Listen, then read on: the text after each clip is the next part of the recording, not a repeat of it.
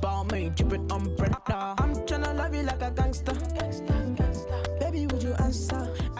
Moving on to my third and final book. This is the book I did in year 11. So our theme was reflection. It is a cover page, but technically it was my mind map as well. If you compare, like, you can really see the development. Like this, I definitely knew the direction I was going in and like what I was doing. I was a lot more careful with what I was putting into my book, whereas with the other ones, like especially the first one, it was just all over the place. This double page spread is just a whole bunch of images that I found on Pinterest, from magazines, some artists, some photographers. So yeah, I just put those together and added a few labels, just so like the examiner would know like whose photography it was. Here I've got images. So I made the effort this time to go out and take pictures. I think I went to Battersea Park, and I took these ones and this one. So like of this one. This one I tried to get a reflection in my glasses, but back then I was like a really amateur photographer, so I was struggling, but I tried my best. And then this one, I made my mom take this one of me. Actually, no, I think I took this one. I think she took it and I didn't like it. I can't remember though. Big up to my mom there. Anyways, I used this for my provisional license and my zip card. But then I just went on, there's this app called Pixar on iPhone, and you can like distort images. It kind of just like fragments the picture, if you can see what I mean. But yeah, did some studies on the picture of me looking in the mirror. So I did a graphite pencil study. This was watercolor pencil. This was watercolor pencil. And then this was acrylic paint. And I tried to like use water to make it run and make the colors like bleed into each other. And then I used a gel pen to go over it, and I basically focused on my eyes, because for reflection I was sort of looking at how you see yourself and like an individual reflecting on themselves, and like the thoughts that sort of run through your mind. So like I've got who am I, pressure, stress, am I sad, relaxation, am I happy, you know, like that sort of thing was on there. And then around it I've obviously got explanations, what I could have done to improve, etc. I did my statement of intent, and compared to the other one in the other book, I added more pictures this time. So I did like artists and their work, like how I would use their work. Instead of writing it this time as well, I used like a pretty font I found online. So this was another artist study. So I looked at Kate Brinkworth. Yeah, and I loved her work so much. Like I thought the colors and like the composition was just so nice. So I copied her Coke bottle painting. So this was from the painting and this was my study. And then I did a graphite study of one of the the dice. So this dice from the picture. And then I tried to do a response in like her style. So I did it of my glasses. And I tried to do the reflection because obviously she was using a lot of like reflection in glass and plastic. So like the bottles and then the dice, she would paint through those. So yeah, I really enjoyed doing that one. And then the next artist I looked at was Suzanne Saroff. And I thought her work was really cool. She would do like objects behind glasses of water, and then obviously the water would distort the objects because of like the way the light refracts So I tried that myself. I took some pictures. I took some of my own pictures. And you'll see on the next page that I did a few studies of those. You see what's happening. I did a few copies of her work. I did a copy of that here and then explained it on top. And then I did a pen one and a graphite pencil one. Next, these are my studies. This was oil paint, this was acrylic, this was pen, graphite. I just explained those and then moved on. The next artist, well, I looked at 2 more artists. So I copied a section of that piece. This is photography. And then this was painting. So I copied a section of this one. And then I've just got some explanation how their work links to the theme of reflection, some background on the artist. So yeah, I was focusing on like the reflection with water. So I did this. And then you can see in the background, I tried to do like, you know, in water ripples, like you've got the ripples in the water, yeah. I tried to do that. So then I did my own responses. So I couldn't really make the bubbles the way I wanted to, so I used washing up liquids and I put it on a mirror.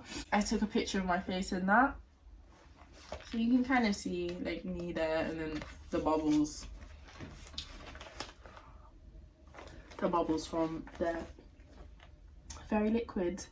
And then I've just got an explanation as to how I took the pictures and why it links to the theme. For this one, and this one as well, I added like some extra distortion to it. So I like edited the pictures on my phone and like made the little swirls, so you can see it goes like that. And then this one, I tried to like make it a bit more fragmented, if you can tell. Sorry, this book is falling apart. It's making me cry. So then I visited the Saatchi gallery, and I really thought that this linked to the projects because the exhibition was called Kaleidoscope. And it just included a whole bunch of different like styles of work and like really complicated pieces that I just thought was so interesting. Yeah, I used those. Just took pictures of them. I got the, you know how some exhibitions come with like a booklet, so I got the booklet and I like cut the pages out of it and added it to like my my page, and obviously that is just really nice to show that you was actually there. But yeah, I really enjoyed that exhibition. And then I moved on to my focus. So I focused on distortion, and here I've done another mind map. I included like the definition, the Google definition of distortion, and a little explanation as to why I decided to do it, and then some artists who use distortion to make their work. Again, Picasso is like all over my work. We love a bit of Picasso. So I added some images. So these, I didn't take these myself. I got my brother, I think he went to New York, and either New York or Chicago, and like he sent me these pictures, so I just took them and I was like, yeah, I'm gonna use these. And then I edited these on Photoshop to make them a bit more distorted. And then this is my nephew. So yeah, I've just got a few edits from Photoshop as well for this one, of different ways that I might, you know, like look into developing distortion. I have a study on fragments. I edited my pictures like in that style, and I did this image down here. Like I took 2 images like in the same place but different motion, like different pose, to sort of imitate that kind of style. And then here I used my license picture and then I painted it. I really liked this painting. I was thinking of doing this as my final piece for GCSE, but then obviously I didn't want to use myself again because I just thought that would seem a bit vain. So I used my nephew instead, but you'll see it. So then after looking at fragments, I looked at dispersion. I edited this on Photoshop as well. It looks like he's fading away. It's sort of like what happened in Endgame in Avengers. And then I did a A3 painting on that. I should have put a photo of that. I actually do have it, but I don't have it right here, so I'll just put a picture of it in. But I think I did this in A2. And then I've just got some extra things. So what I did for this is I used white oil pastel and then I painted over it. So obviously the oil pastel and oil paint, it wouldn't work like to do like the whole wash over thing. So I used oil paint for like the face, and then this I used oil pastel and acrylic on that side. I'm gonna have to put sellotape here, like, oh my days. Finally, I did my final piece plan, and obviously I was doing this painting of my nephew, so I was going to use pointillism. And because we only had 10 hours, I was like, if I try and do the whole thing in pointillism, I won't finish. So what I did was I edited the picture how I needed it, and I did his face normally, but then I did the pointillism all around the outside and made it kind of go into like the face, and that saved me so much time, honestly. But then I just included some swatches, and then my explanation how I came to this point, you know, why am I doing it. And then this page, my evaluation. I'm quite proud of that painting. Like, it was the largest painting I did with oil paint as well, and I was so worried that like the oil paint wouldn't dry in time. But for us, we had 10 hours, but we had the Friday and the Monday, so we had the weekend in between our exam, so it, like, most of it dried, so that was good. And then for this evaluation, like, it's not like my other ones.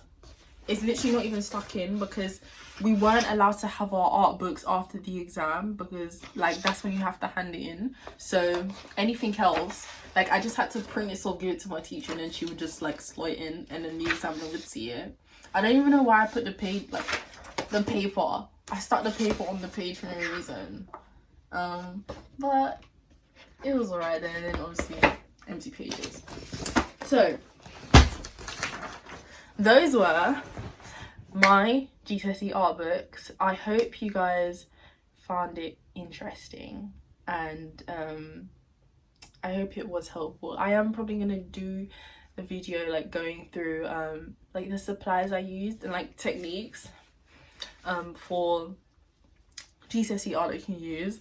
But yeah, other than that, thank you for watching. Please do subscribe and like and share this video. I think I am gonna carry on with this whole YouTube thing, because like my last video, I just made it for bands. Like, I didn't think anyone would watch it, but people are watching it and liking it, so I was like, but yeah, thank you so much guys. I'll have my like social media in the description box so you guys can follow me and stuff. Thanks for watching guys. I'm tryna love you like a gangster.